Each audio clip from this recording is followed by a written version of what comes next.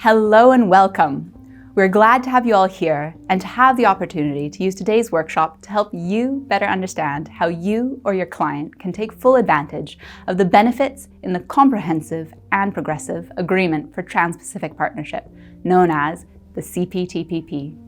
We also look forward to showcasing how you can use our CPTPP Guidebook for Vietnamese small and medium-sized enterprises, or SMEs, to find answers to some of the questions you may encounter when exporting to or importing from another CPTPP country. The CPTPP offers many benefits to Vietnamese businesses, particularly SMEs, which we hope to showcase to you today. First, though, let me introduce our Asia Pacific Foundation of Canada team. My name's Pauline Stern. I'm a Senior Program Manager at the Foundation. And my name is Olivia Adams, and I am a Research Analyst. Hello, I'm Phoebe Ferrer, and I am also a Research Analyst. And I'm Erin Williams, another Senior Program Manager at the Foundation. We're able to hold this workshop for you through funding by Global Affairs Canada via its Export Deployment Mechanism for Trade and Development. This funding helps developing countries negotiate, implement, adapt to, and benefit from their trade and investment agreements with Canada. Today's workshop will last approximately 1 hour, and by the end, we hope you come away with a deep excitement and understanding of how the CPTPP can benefit you. We will begin our workshop with an overview of what free trade agreements are and how they work, followed by a brief overview of the CPTPP and its benefits. Next, we'll give you a breakdown of how to use the guidebook and how it is organized. Then, we'll get more into the detail of the contents of the guidebook and the objectives of the most relevant chapters of the CPTPP in our how-to sections on trade in goods, trade in services, temporary entry, investment, government procurement, and other chapters. Finally, we'll provide you some case studies to apply what you've learned today and provide a brief overview of some of the other online resources that can be used in combination with the guidebook. Let's begin with an introduction from Erin on what free trade agreements are. Thank you, Pauline. Let's start by defining a free trade agreement, also known as an FTA. It's a term we all use, but what does it really mean? Well, a free trade agreement is an agreement between two or more countries designed to reduce or eliminate trade barriers from labeling to food packaging, eliminate tariffs, essentially taxes, encourage investment, and create a clear set of rules for all parties to follow to make it easier for companies to operate between borders. A free trade agreement is an open concept, meaning that countries create their own sets of rules based on what works best for them and what benefits them the most. Engaging in free trade agreements helps Vietnam conduct more business. In fact, it's better to have an FTA than to not have an FTA. You get better standards and rules, you have fewer barriers, you have preferential treatment, meaning overall, you gain a competitive advantage. There are currently 17 FTAs that Vietnamese exporters can take advantage of. The CPTPP is the third largest free trade agreement that Vietnam is part of, after the Regional Comprehensive Economic Partnership, RCEP, and the Vietnam-EU FTA. Vietnam, along with Singapore, Brunei, and Malaysia, is one of only 4 economies that are signatories to ASEAN, RCEP, and the CPTPP.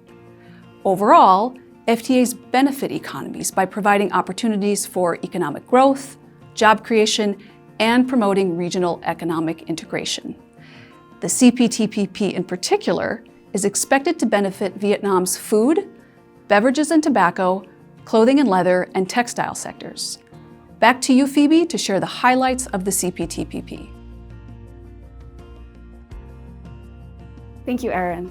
Now, looking at the CPTPP agreement, what exactly is the CPTPP and what makes it so great?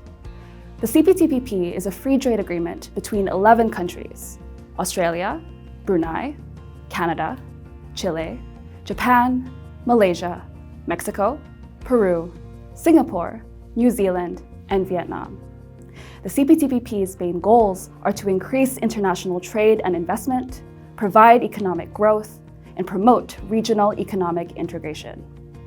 The agreement represents a significant share of the world's economies. Members of the CPTPP account for 15% of global gross domestic product, 15.4% of global trade, and 6.6% of the world's population. Once it's fully implemented, 99% of tariff lines will be entirely duty-free for all CPTPP parties.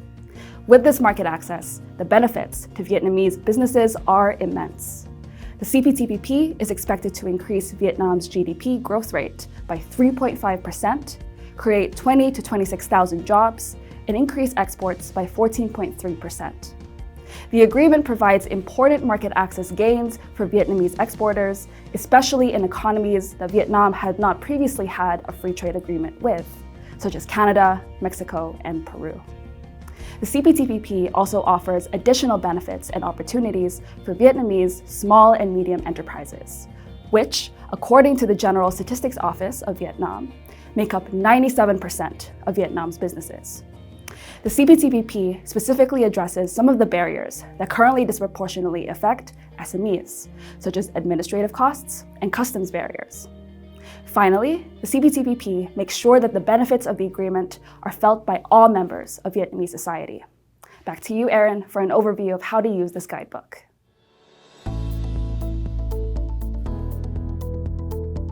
Thank you, Phoebe. Now that we have a general overview of the details of the CPTPP and an explanation of FTAs, let's take a look at the guidebook. The guidebook should be your primary resource for understanding the objectives of and rules within each CPTPP chapter. The CPTPP agreement itself is a large 30-chapter document, but we wanted to summarize the contents as best as possible. While we do not cover every single chapter in this guidebook, we cover the ones of most relevance to your business, which include market access for goods, rules of origin, customs administration and trade facilitation, sanitary and phytosanitary and technical barriers to trade, investment, trade and services, financial services, e-commerce, temporary entry for business persons, government procurement, state-owned enterprises, intellectual property, and chapters related to inclusive trade such as labor, environment, and SMEs. Finally, although we don't have a section on dispute settlement, we do touch on this topic at several points throughout the guidebook. To find any information on any of these chapters, just take a look at the guidebook's table of contents and refer to the relevant section or subsection that is associated with that topic. The chapters within the guidebook are organized as follows: an overview of the chapter topic, a discussion of how the topic impacts Vietnam and/or why it is important, a summary of the main rules and/or objectives of the agreement chapter, and a list and description of any exceptions or extensions that have been provided to Vietnam. After the above-mentioned chapter summaries, the guidebook touches on issues of inclusive trade and how they are addressed in the full CPTPP agreement. In this section on inclusivity, the guidebook takes a look at rules and objectives related to gender equality, labor, environment, Indigenous rights and SMEs within the CPTPP. Finally, the guidebook provides training scenarios in the form of case studies, which we will discuss later on in this workshop. In addition to the summaries of the rules and objectives in each of these chapters, we have also included how-to sections with step-by-step instructions for facilitating trade and filling out documents under the CPTPP. These how-tos are found at the very end of the guidebook under the Resources section. They will be especially useful if you are unsure of how to claim preferential tariff treatment or how to proceed with other forms and documents that are part of the agreement.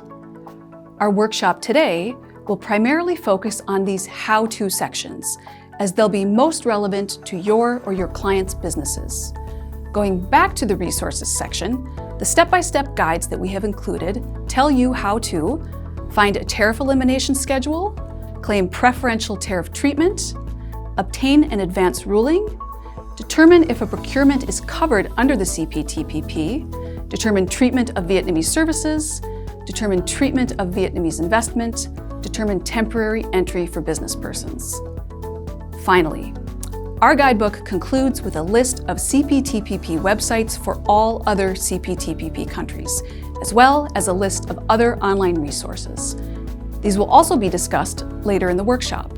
So now that we understand how to use the guide, Let's move on to walking through the guidebook's content, beginning with trade in goods and claiming preferential tariff treatment. Over to you, Olivia.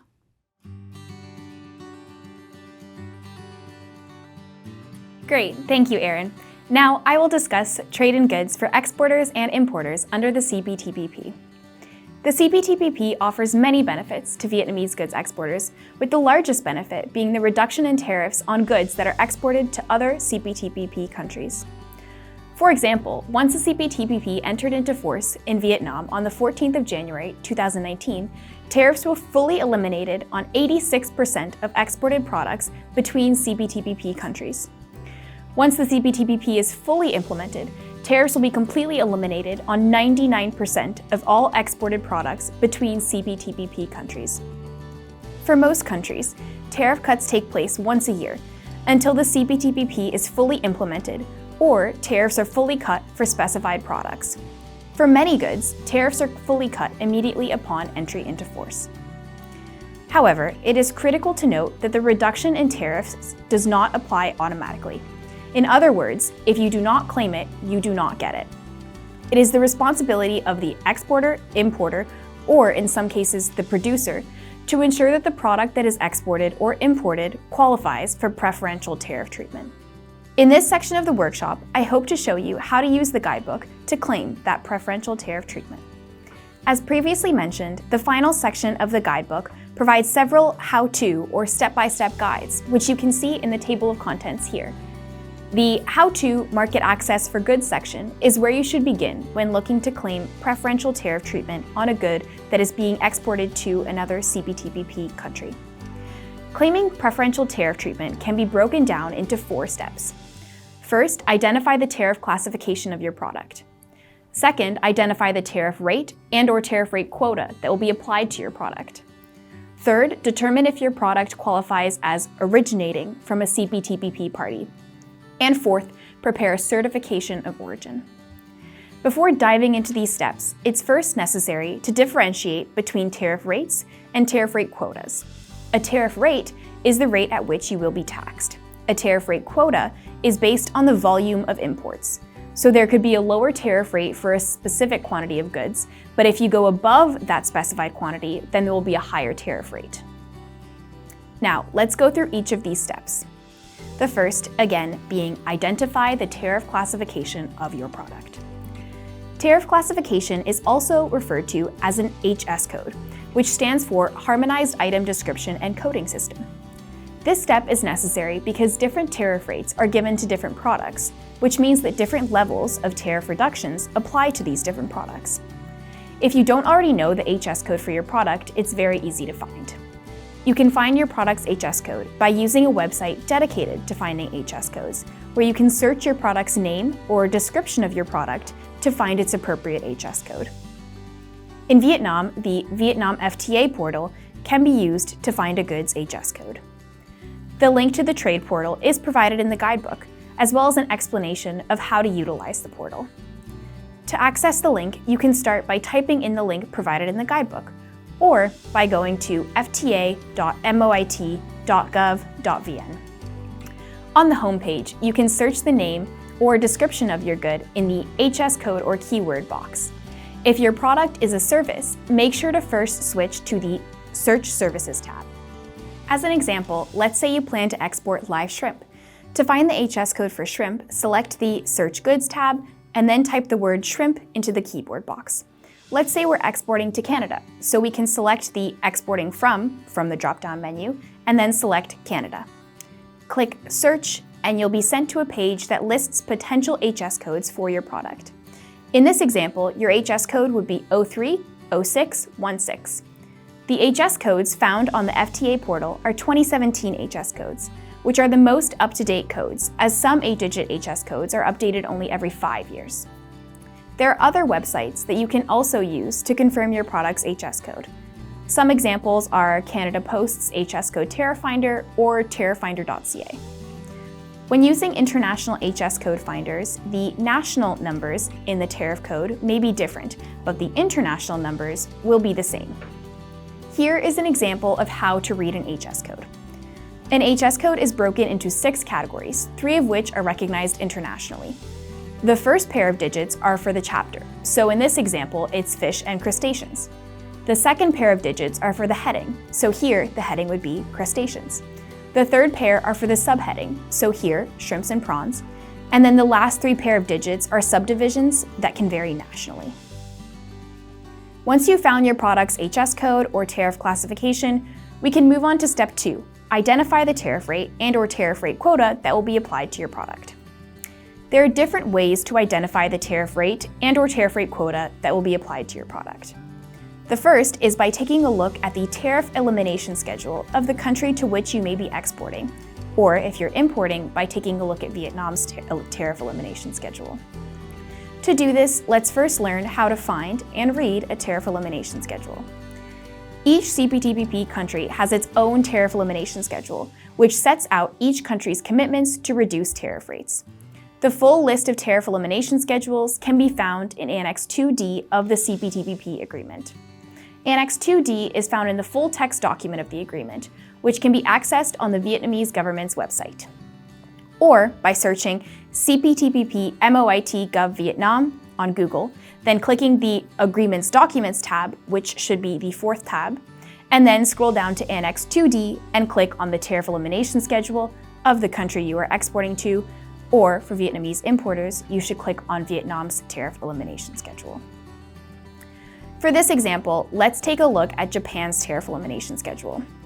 You'll see that the schedule includes the following: the product's HS code, a description of the products that fall under each HS code, the base rate, which is the duty rate or tariff that applied prior to the CPTPP and is the starting point for tariff reductions, the staging category for tariff reductions, which is a category that tariffs will be reduced by.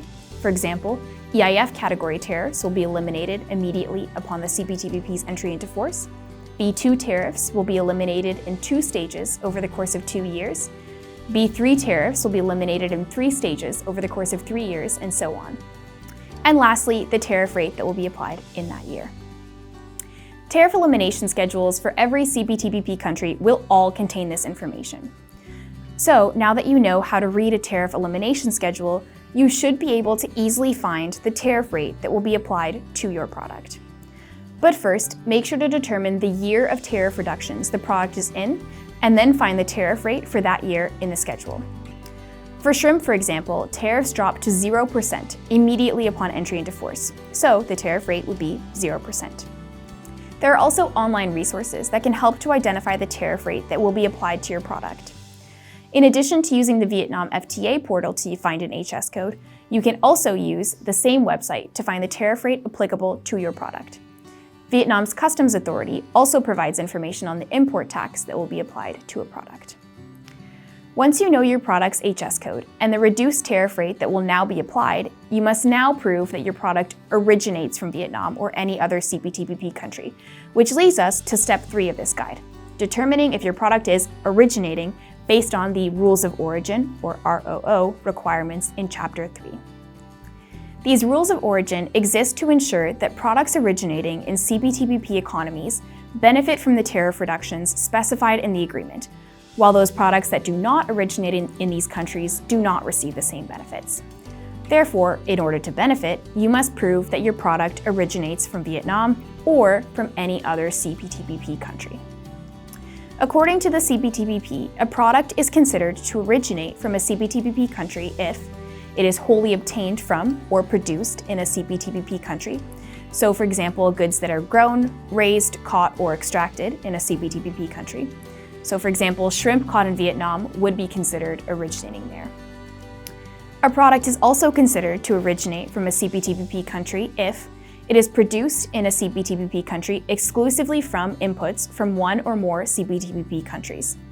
So, for example, if Vietnam produces cell phones with parts that it imports from other CPTPP countries, such as Japan. Finally, it can be considered to be originating if it meets the requirements of Annex 3D, Product-Specific Rules of Origin. Let's dive into what Annex 3D means. To meet the requirements of Annex 3D, Product-Specific Rules of Origin, a product must either undergo a change in tariff classification in a CPTPP country during its process of becoming a final good. So, for example, pure gold from Russia, which has an HS code of 7108, could meet the product-specific rules of origin and therefore be considered originating from a CPTPP country if it is processed in Vietnam into gold jewelry, which has an HS code of 7113. So if it changes HS codes in a CPTPP country, it can be considered originating. A product can also be classified as originating if it contains a specified quantity of regional value content, or in other words, a certain amount of value is added to the product in a CPTPP country. There are 4 main ways to calculate regional value content, which are focused value method, build down method, build up method, or the net cost method. That's for automotive goods only. The formulas for calculating regional value content using each of these 4 methods can be found in Chapter 3, Article 3.5 of the Agreement. Finally, even if your product meets the above requirements, there may be other requirements that must be satisfied for a product to be considered originating from a CPTPP country. These requirements can be found in the Rules of Origin section of this guidebook and include things like shipping requirements and requirements for textiles and apparel goods, among others. Now that you know that your product originates from a CPTPP country, we can move on to our final step, which is Step 4. Prepare a certification of origin for your product. This certification of origin is not a pre-existing government form, but rather something you create that then, when it contains the necessary information, becomes your certification of origin. Let's go over the steps of how to create a certification of origin. A certification of origin must be prepared and submitted to the Importing Customs Authority. This can be done by the exporter, importer, or producer and is valid for a period of up to 12 months after the date it is issued, unless otherwise specified by the importing country. A certification of origin can also apply to multiple shipments of identical goods so long as all shipments are made within 12 months that it is valid. Although a certification of origin can be completed by an exporter, importer, or producer, only the importer can claim preferential tariff treatment. A certification of origin must contain the following: indication of whether the importer, exporter, or producer is completing the certification of origin, the name and contact information of the certifier, the name and contact information of the exporter, importer, and/or producer, the product's HS code and description, the origin criterion used to determine that the product is originating from a CPTPP country, the period for which the goods are certified, blanket period, and finally, an authorized signature and date. The information required for submitting a certification of origin can also be found in Chapter 3, Annex 3B. Now, if after going through all of the 4 steps above, you would like the certainty of knowing if your product qualifies for preferential tariff treatment, you can apply for what is called an advanced ruling. CPTPP parties are required to provide written advanced rulings on tariff classification and origin when requested by exporters, importers, or producers. Advanced rulings provide more certainty to businesses who would like to know how their product will be treated under the CPTPP. Exporters can request an advanced ruling from the customs authority of the CPTPP country to which they are exporting. Your customs broker or importer in the CPTPP country may be able to assist with this process. The How to Obtain an Advanced Ruling section of the Guidebook provides a list of websites for all CPTPP country customs authorities. Importers can request an advance ruling from the General Department of Vietnam's Customs on customs.gov.vn. CPTPP country customs authorities are required to provide the advance ruling within 150 days of when all of the information for the request was received from the exporter. Advance rulings are valid from their issue date for a period of at least 3 years and take effect on the date of issue unless otherwise specified in the ruling. Finally, an appeal or administrative review of the advance ruling can be requested as needed. So hopefully from this section, you've learned how to claim preferential tariff treatment on goods.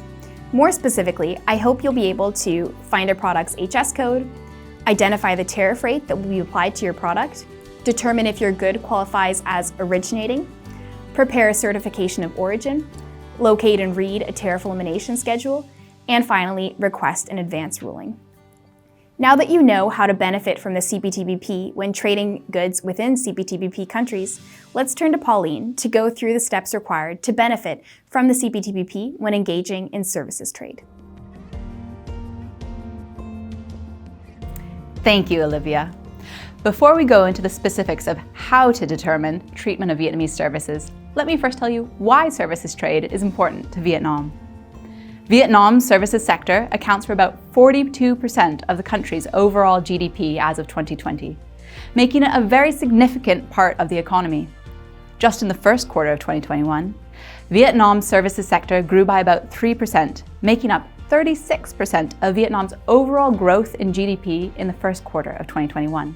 Despite the strength of the domestic services sector, Vietnam has a services trade deficit of $10.3 billion as of 2020, with services exports declining at an average rate of 9.6% per year between the years of 2016 and 2020. In April of this year, Vietnam released its Strategy for the Development of the Services Sector in the Coming Years. The strategy states that with a predicted growth rate of about 7 to 8 percentage points in the next 10 years, the services sector is going to make up 50% of Vietnam's GDP in 2030 and 60% of Vietnam's GDP by 2050.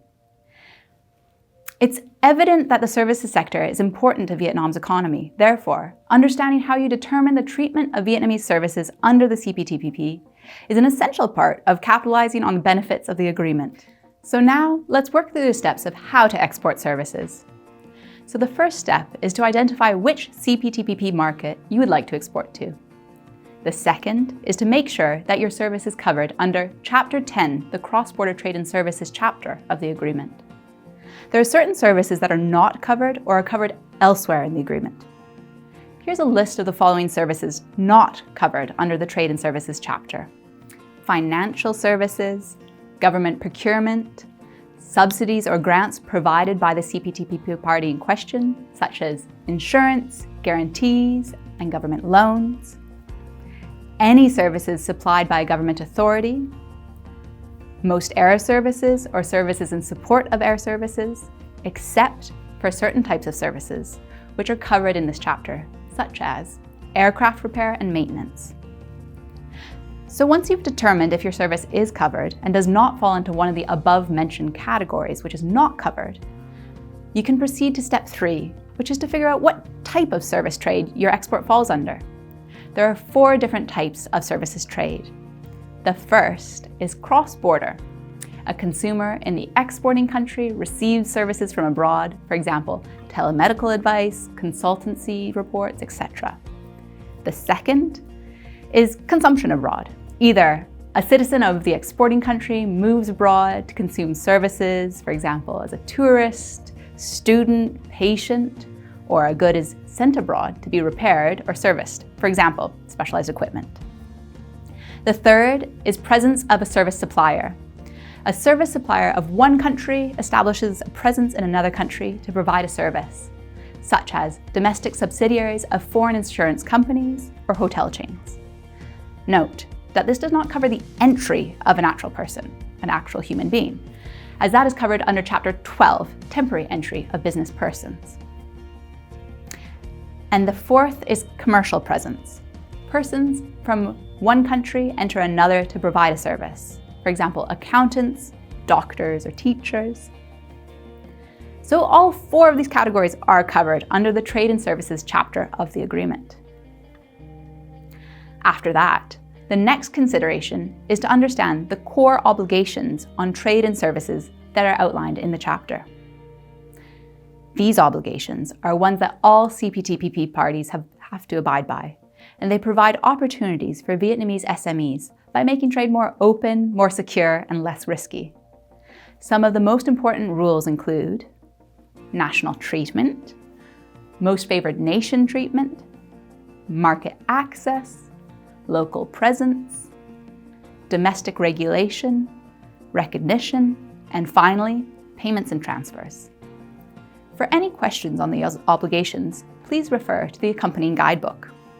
Finally, the last step is to make sure that you're familiar with the exceptions that each CPTPP country has to the cross-border trade and services section. Each party has a list of instances where a certain core principle listed in the chapter does not apply to them. The reservations differ by party and by industry, so it's important to go through the exceptions before exporting to a CPTPP party. Reservations in the Cross-Border Trade and Services chapter can be found within the CPTPP text in Annex 1, Existing Measures, and Annex 2, Activities and Sectors Reserved for Future Flexibility. For example, one of Vietnam's reservations is that foreign services suppliers are not permitted to supply auditing services unless they meet the requirements of local presence in Vietnam. This exception means that any CPTPP party looking to supply auditing services in Vietnam cannot do so unless they have a local presence in Vietnam. So now that we've determined the steps, what does this all mean for Vietnamese exporters?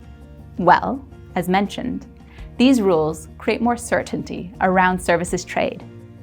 If there's a set of rules and legal protections, there's less risk to engaging in trade. This means that the CPTPP provides new opportunities to trade in services for Vietnamese exporters, especially for exports to countries that Vietnam had not previously had FTAs with, such as Canada, Mexico, and Peru.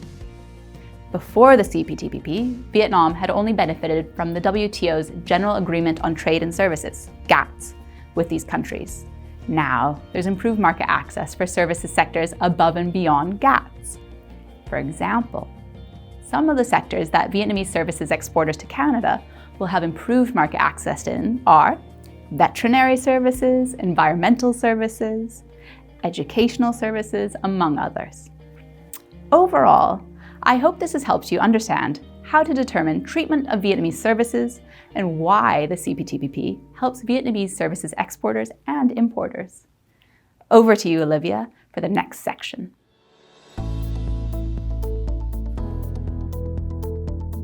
Great, thank you, Pauline. It is important to understand that in order to facilitate trade in both goods and services and to facilitate investment, the free movement of business people is crucial. This next section will outline the CPTPP's commitments for the temporary entry of business persons. This section is important because it reduces entry barriers for these business persons at the borders, in turn allowing Vietnamese companies to better service their clients abroad, manage and integrate their overseas operations, and foster business opportunities. In order to determine temporary entry for business persons, the following steps need to be taken by Vietnamese companies. First, it is necessary to determine the type of business person that applies or that best describes you or your company. Every member country has different definitions of what they consider a business person, so make sure to review your country of interest's specific definition. For example, here Vietnam's definition of different categories of business people. The service salesperson refers to the people entering the territory of another party for a short period of time to engage in non-paid business activities. Intra-corporate transferees, or ICT, refers to managers, executives, and specialists employed in an enterprise of a party who seek to provide services to the enterprise's parent company, subsidiary, or affiliate in Vietnam. Another category is persons responsible for setting up a commercial presence, which refers to managers and executives from another CPTPP economy responsible for setting up their commercial presence for a service provider in Vietnam.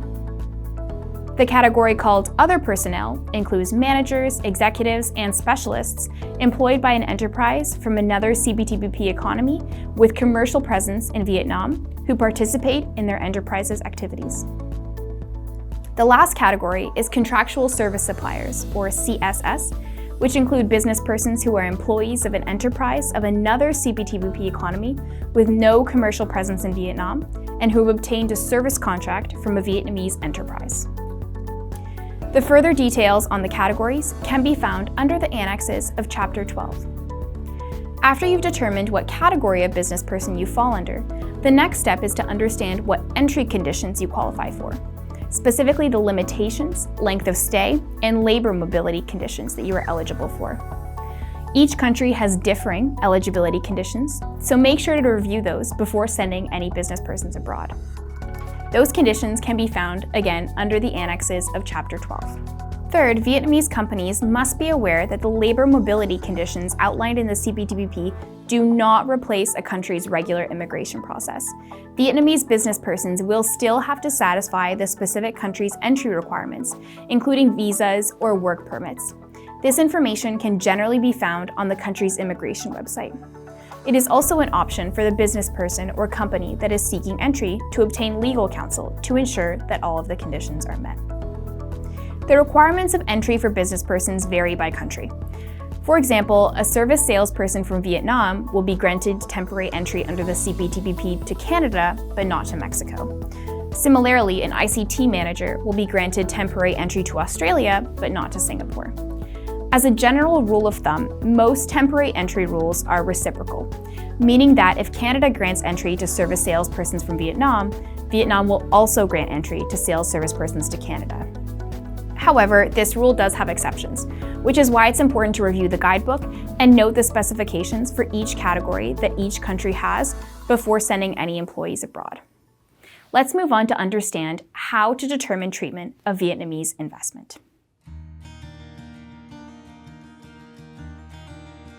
In addition to increased market access for the flow of goods, services, and people, an improved investment environment is another benefit of the CPTPP. Clear rules and guidelines for all direct investment between CPTPP parties are put in place to reduce risk and increase investment between the member parties. The core obligations include national treatment, which says that the CPTPP parties must treat Vietnamese investors the same way they treat their own investors. Most favored nation treatment states that there can be no preferred treatment of one CPTPP party's investors or investments over any other country's investors or investments. The next principle is minimum standard of treatment, which highlights that all parties must provide a minimum standard of treatment with regards to Vietnamese foreign investments and must comply with customary international law, which also states fair and equitable treatment and full protection and security. The principle of expropriation and compensation means no party can expropriate or nationalize a covered Vietnamese investment. If this occurs, compensation is required. The transfer principle states that all transfers of capital relating to covered investments must occur freely and without delay. The last principle is performance requirements, which states no party can impose or enforce certain requirements on investments. For example, domestic purchases of goods, mandated technology transfers, etc. Each CPTPP party has a list of exceptions it holds where some, or at times all, of the core principles I mentioned earlier do not apply. These exemptions vary by market and by sector, so it's important to become familiar with the exceptions of the market you are investing in. A full list of exceptions for each party can be found in Annex 1 and Annex 2. When conflicts regarding investments arise, they can be handled through the Investor-State Dispute Settlement Mechanism, which is an independent third-party arbitration process provided to CPTPP parties. Back to you, Phoebe, to talk about government procurement.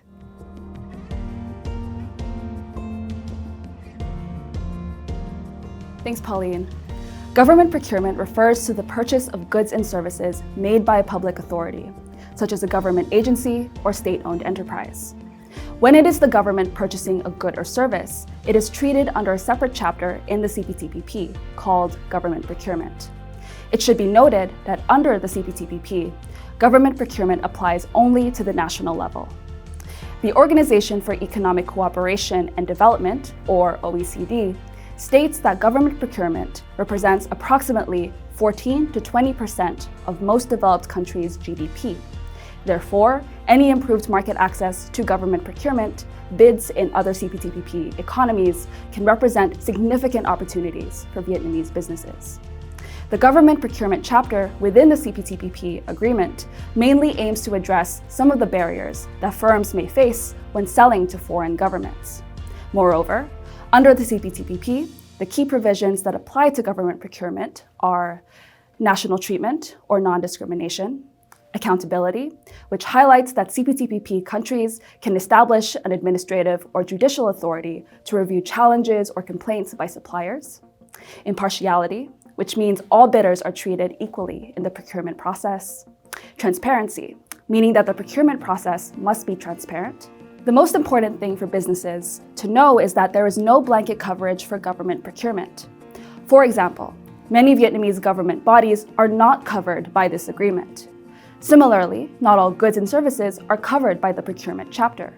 Therefore, companies should pay attention to which government agencies, goods, and services are covered by the agreement. This information can be found under Annex 15A. To ensure that foreign companies can compete with their domestic counterparts on equal footing, the CPTPP also makes members give notice to the public of any intended procurement bids through paper or electronic means. With that in mind, how do you determine if procurement is covered under the CPTPP? First, make sure that the procuring entity is listed in the government schedule, which is Annex 15A of the target country. As mentioned, Vietnam has specific entities which are not covered by this agreement. All countries will have similar lists, so it is important to look at those entities before bidding. Next, you have to make sure that the procurement is above CPTPP thresholds. Only the government procurement contracts above the value thresholds are covered by the CPTPP. To determine the thresholds that apply to the procurement, refer to Annex 15A. It should be noted that the currency used for most CPTPP countries' thresholds is a special drawing rights, or SDRs, that is created by the International Monetary Fund. The calculation methods for conversion rates between SDR and the local currency can be found in Section H of each economy's Annex 15A. Next, each country has a specific list of goods and services that are covered. You can find these in Section D, E, and F in the country's schedule. It's important to review this list to make sure that your good or service is covered. It's also essential to pay attention to any notes in these sections that exclude specific types of procurement. Finally, it is important to determine if the procurement is excluded from coverage for any reason other than the ones mentioned above. To check if the procurement is subject to an exception or exclusion, you can refer to Section G of the country schedule and Article 15.3. It's important to note that even if the procurement is not covered, Vietnamese clients may still be able to bid. But the key CPTPP rules, such as national treatment, accountability, and transparency, will not apply. Now, over to Erin to discuss the CPTPP's role in promoting inclusive trade.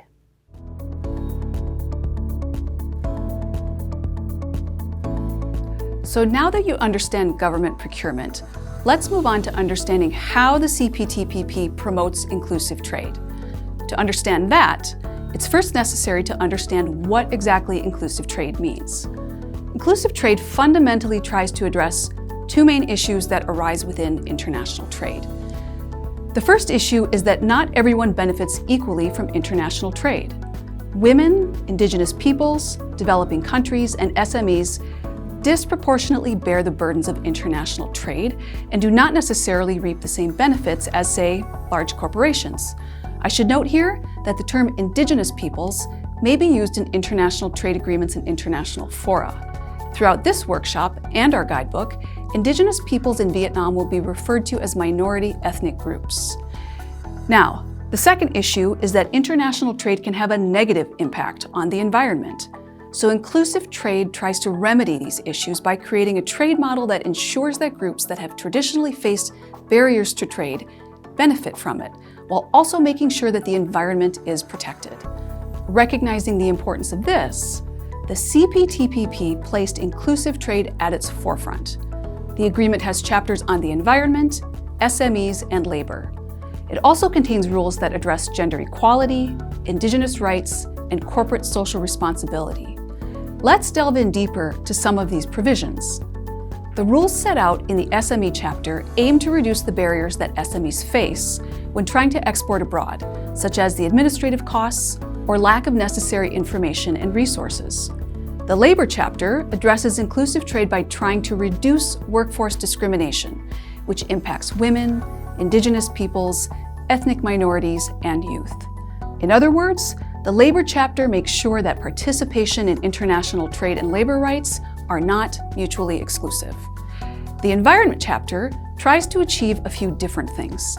First, it promotes adherence to international environmental laws, agreements, and treaties. Think the Paris Agreement. But it also goes above and beyond pre-existing documents and creates its own rules that focus on specific areas of environmental protection, such as illegal, unreported, and unregulated fishing or invasive species. Finally, while there aren't specific chapters to promote gender equality or uphold Indigenous rights, there are specific rules in the agreement that aim to do so. For example, to promote gender equality, there are rules that support women's participation in global value chains, GVCs, as well as rules that aim to improve women's access to technology, both of which can in turn facilitate trade.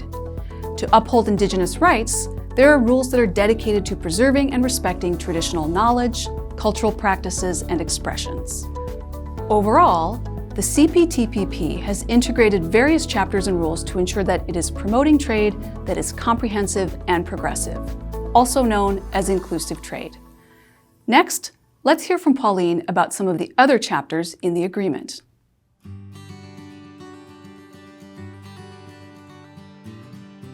Thank you, Erin. So now you should be familiar with the many core elements of the CPTPP. Knowledge of trade in goods and services, temporary entry, government procurement, and the investment chapter will be beneficial when engaging in trade with other CPTPP countries. However, the CPTPP is a 30-chapter document. So I will briefly now go over the key points from the other chapters. Most notably, the intellectual property, state-owned enterprise, and e-commerce chapters, respectively. So let's take a look at some of the key points from the intellectual property chapter. So first, what is intellectual property and what are intellectual property rights? Intellectual property, or IP, is any creation of the mind, such as inventions, literary and artistic works, designs, symbols, names, images that are used in commerce. IP is protected by law in the form of patents, trademarks, and copyright. IP rights allow a person to receive recognition or financial benefit for their invention or creation. So what is the role of the CPTPP in upholding IP rights? Well, the objectives of the IP chapter of the CPTPP are to allow a person or company to receive financial benefit for their invention, prevent the abuse of IP rights, ensure that CPTPP countries treat IP rights of foreign nationals the same as their own, and ensure enforcement of IP rights, as well as adherence to relevant international treaties such as WIPO, the Copyright Treaty, WIPO Performances and Phonograms Treaty, and the Budapest Treaty. Overall, the chapter covers most areas of IP rights and protection and enforcement, which include trademarks, industrial designs, geographical indications, patents, pharmaceuticals, copyright, and trade secrets. The chapter contains specific sections and sets of rules for several of these areas. So if you have a question concerning one of these areas, it would be helpful to consult the related section. For example, Section C is dedicated to trademark rules. Section E is dedicated to rules on geographical indications. Section F for patents. Section G for industrial designs. Section H for copyright, and so on. When looking for a particular IP rule, it is also important to consult Article 1883 4F for a list of exceptions where Vietnam has been granted a transition period. To ensure that the rules surrounding IP protection measures are transparent, the IP chapter requires all CPTPP countries to make publicly available relevant laws and regulations on IP. Another highly relevant chapter is the e-commerce chapter. The e-commerce chapter is one that is important for Vietnamese businesses, given that Vietnam's e-commerce sector has experienced considerable growth from 2015 to 2020, experiencing growth of 36% over that period of time. The e-commerce chapter ensures that digital products can flow freely and do not face customs duties or other prohibitive requirements. Some key rules laid out within the e-commerce chapter include commitments to maintain laws that prevent fraud, spam, the unauthorized use of personal information in e-commerce, in order to ensure that both consumers and businesses are protected when participating in cross-border e-commerce. Another rule is to provide the same treatment to digital products from the other CPTPP countries as those received by domestic products, particularly with regards to customs duties. And the final rule is to ensure the free flow of data by not requiring data to be stored within the borders of a particular country. For Vietnamese firms, this means you can locate computing facilities at home or around the world while conducting business in the CPTPP economies. Please consult the country-specific information section of the e-commerce chapter of your guidebook, where you'll find exceptions to some of these rules. Vietnam in particular has a significant number of exceptions. Next, we will briefly go over the State-Owned Enterprise, or SOE, chapter. This chapter is particularly relevant to Vietnam compared to other CPTPP countries, given the prevalence of SOEs in the country, which accounted for 52% of the total revenue of Vietnam's 500 largest enterprises in 2017. So what type of enterprises does the SOE chapter apply to?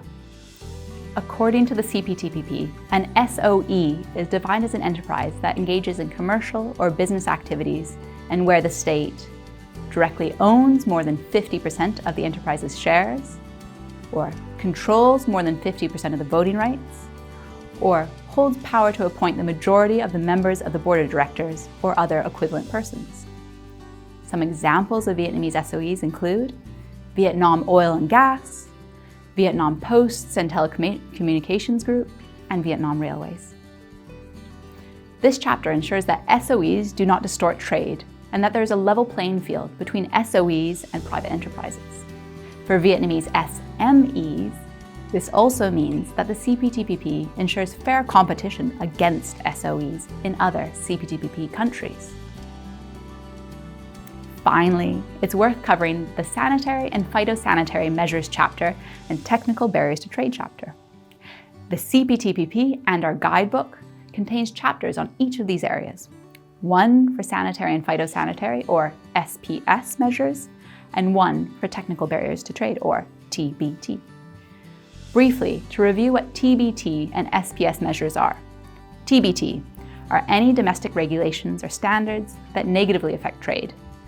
SPS measures are measures applied by governments to ensure that human, animal, and plant health is protected by reducing the spread of pests or diseases and by ensuring that our food is safe to eat. Both TBT and SPS measures can impact trade when they're being used unfairly in a manner not based on proper evidence, or with the purpose of preventing competition and distorting trade. Moreover, these measures, standards, and procedures can be time-consuming, confusing, can vary significantly between countries, which can make trading between CPTPP parties more difficult. The TBT and SPS chapters, therefore, aim to ensure transparency of regulations, standards, conformity assessment procedures, to encourage the use of internationally accepted standards, and to ensure that TBT and SPS measures do not create arbitrary barriers to trade. So, as SMEs, you're not only required to comply with the rules of these chapters, but you may also find that other CPTPP countries are unfairly using TBT and SPS measures to distort trade. In this case, you may use the rules from this chapter to bring the dispute to cooperative technical consultations or to dispute settlement. The guidebook provides more information on how to proceed should this be the case. That is it for the summary of the remaining chapters. Now, in the next section of this presentation, we'll use the information covered thus far in the workshop to go through some case studies together on how to export and import. Over to you, Phoebe.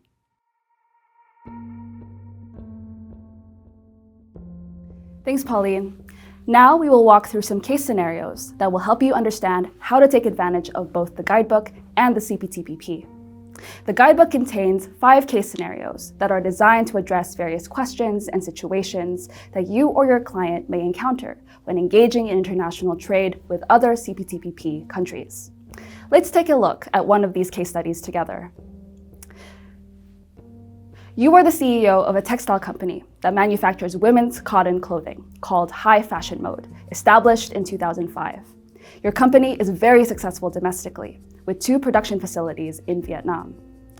5 years ago, you began to export your clothing abroad. You have been focused largely on the Asian market, having exported to stores in the Philippines, Thailand, and Cambodia. 2 years ago, you began exporting to the United States, although you are still only exporting a small amount. Recently, you heard of another clothing company in Vietnam taking advantage of the CPTPP and having great success exporting to Canada. You believe your business could also see success in Canada, especially considering your experience in the United States, and you decide you would like to expand your business to the Canadian market. You want to know how to ensure your company is competitive in Canada and how to take advantage of the CPTPP's benefits. You also want to specifically understand the benefits that the CPTPP covers in Canada in comparison to the US market, and whether the benefits are significant enough that you should shift your focus entirely from the US to Canada. You also realize that there are other competing exporters from countries that have FTAs with Canada. With this, you want to understand the tariff schedule for your products and how you can benefit from the agreement's preferential treatment. Finally, you are also keen on expanding your consumer base through e-commerce as well. Due to this, you want to know more about the digital technology sector in Canada. You believe it is important for businesses to go paperless and would like to know how Canada facilitates this as a CPTPP member country. How would you proceed? Where would you get your answers? Now, take a second to pause the screen to think about how you might respond to these questions.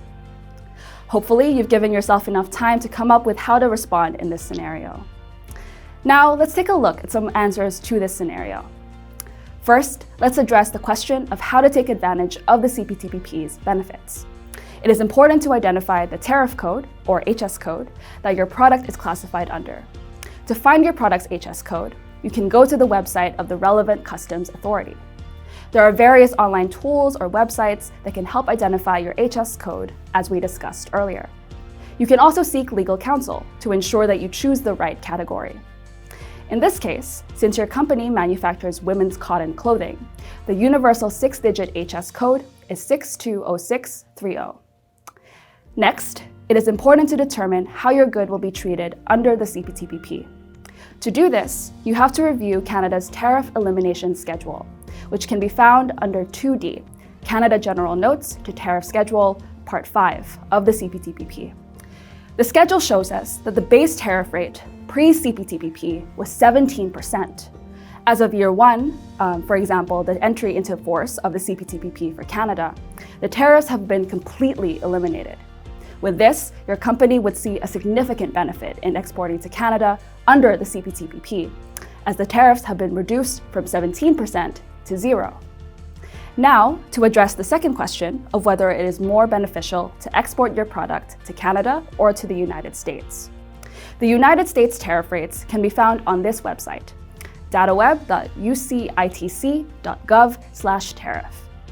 Using the website, it was found that your product, HS code 620630, is subject to the most favored nation, known as MFN, or normal trade relations, known as NTR, rate of 15.4%. Vietnam does not benefit from any FTA preferential tariff rate with the United States for this product. Before the CPTPP, the company would have been better off exporting to the US, with its 15.4% tariff rate compared to Canada's 17% tariff rate. Now, however, with the benefits of the CPTPP, your company is better off exporting its product to Canada with no tariff rate. Finally, to help the business owner explore Canada's e-commerce opportunities, you would look at how Canada supports digital technology as a CPTPP member. The CPTPP contains a chapter on electronic commerce, Chapter 14. The chapter contains rules and regulations meant to ensure consumer protection, facilitate cross-border e-commerce, not discriminate based on nationality or territory of production, ensure the free flow of information across borders, and more. Canada, as a member of the CPTPP, has committed to these rules and therefore aims to create an environment of certainty for e-commerce providers. So, that is just one example of a case study. We also encourage you to look at the 4 remaining case scenarios that go along with this guidebook. You can work through these on your own by first reading the scenario, then using the guidebook to answer. You can then check your answers with the answer guide that is also included in the guidebook. You can also take a look at the online resources section at the very end of the CPTPP guidebook, which is a list of various websites that can be helpful in understanding the CPTPP. One category of websites that may be helpful is the SME sites of different governments. Canada's SME site, for example, offers information on how SMEs can take advantage of the CPTPP, which would be a helpful addition to our guidebook and to this presentation. Now that we've put our knowledge into practice, back to Pauline for some concluding remarks.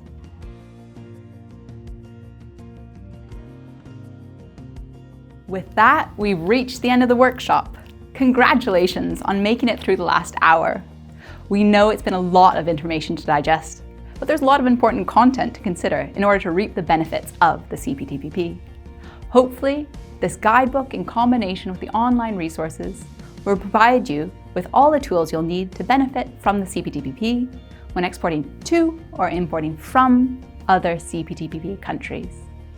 You should now be well equipped to take on any issues that may arise in your exporting or importing journey.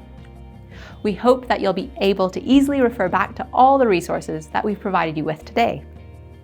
Once again, thank you for participating in this workshop. We hope you found it beneficial and that you come away equipped with the knowledge of how to take advantage of all the benefits the CPTPP has to offer.